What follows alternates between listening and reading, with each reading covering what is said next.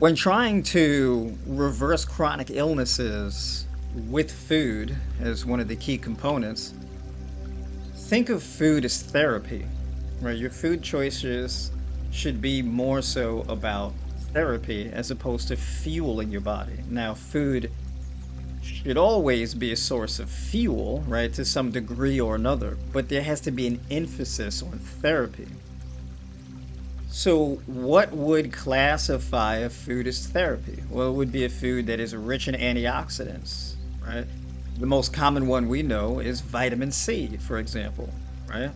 B vitamins, magnesium, potassium, water rich foods, colorful foods, these types of things are a strong indicator. So, when we look at something like bell peppers, cucumbers, watermelon, all types of different berries, grapes, citrus fruits, we see these things as therapeutic, and they are, right? And these foods reduce inflammation and oxidative stress in the body almost immediately. So, this would serve as a primary source of therapy, dietary therapy. The second option would be stews. It's not a particular food, it's more so of a type of meal, warm and savory, well seasoned. So when I say stews or soups, things of this nature, right? Think of a big bowl steaming with a rich smell, potent in all types of garlic and cumin and different types of pepper, white pepper, black pepper, cayenne pepper, curry powder, right? Paprika, basil, oregano, right? Things of this nature. All those different types of seasonings. And spices and herbs are the top two most antioxidant rich substances you can consume, right? When we're talking about as far as their weight, right? So, weight by nutrient composition, they're the most antioxidant rich in regards to calories, right? So, the herbs and spices are medicinal in and of themselves. So, when you mix that in and you cook that in with, let's say, cabbage, kale, mustard greens, onions, leeks, right? Seaweed, squash, sweet potato, red potato, legumes, soybeans, tofu, black beans, chickpeas, lentils, split peas, these types of things, right? Yucca. When you cook all of these things down in a pot, well seasoned, nice and steamy, this is also food therapy. So you would combine these two things together to make up a therapeutic diet, right? There's a variety of different ways that you can do this, and it would look different from meal plan to meal plan. Here's one option. You wake up first thing in the morning, and you would have a cup of herbal tea, right? A blend of herbs and spices together. For an example, you can do a blend of matcha and moringa powder together. You can wake up first thing in the morning and do a blend of ashwagandha and cinnamon together, right? As another example. Now, after that, you can follow that up with watermelon, right? 4, 5, 6 cups of watermelon. Really loading yourself up with watermelon. And this is a food that's like 90% water. So it's a hydrating food, an alkalizing food, and increasing your pH balance is essential to healing. It's essential to a therapeutic diet for reversing chronic illness.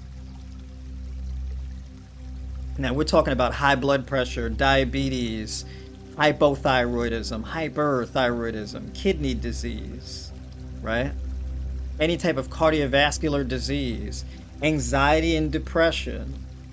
These things help to heal your body, mind, and soul from emotional and mental turmoil.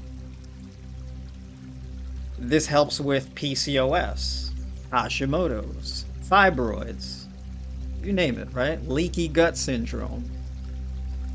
If you have any of these kinds of illness, the best approach that I would recommend is a therapeutic diet. So after you've started your morning with that warm or hot herbal tea, and you move on to your watermelon or your cantaloupe or mangoes or honeydew or pineapple, right? Just whatever juicy, water-rich food. Right? You can even juice. You can juice a grapefruit with several tangerines and an apple with some mustard greens.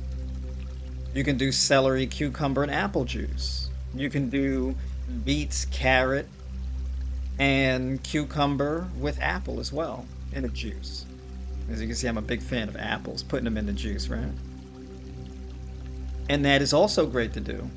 And if you do that, you may not even necessarily need the tea to start. The second meal would be something medicinal, like let's say coconut yogurt, rich in probiotics, vitamin E, vitamin C, B vitamins. It's even got an abundance of protein. We're talking about 1 cup of coconut yogurt would have anywhere from 12 to 16 grams of protein in it. It's mostly carbohydrates, good quality fats. Great gut builder, loaded with both soluble and insoluble fiber, water rich as well. It's a therapeutic food. And you can pair that with hemp seeds, chia seeds, flax seeds, goji berries, blueberries, sliced strawberries, banana slices, even kiwis, and mix that in there together, right? That's another option. Therapeutic foods. And then the next meal after that could be more warmer foods. And that would be, let's say, a chickpea stew with cabbage, chickpeas, and whatever else you want to put into it. And you can even have 2 bowls of that. You can have 1 or 2. Satiate yourself. Honor your food cravings. A big part of therapy is not starving yourself.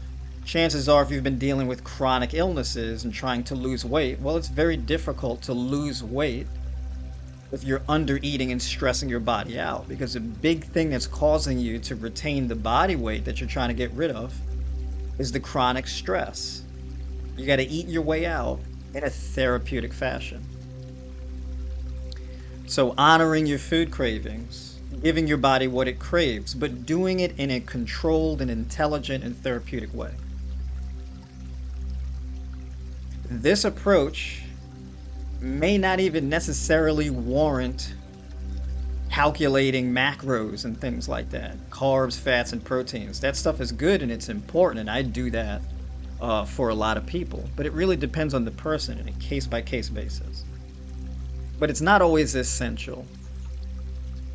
Generally speaking, if you're eating about 15 to 20 different types of foods a day, really diversifying your meals, you'll be eating enough doing that, eating 4 or 5 meals a day in a therapeutic fashion throughout the day.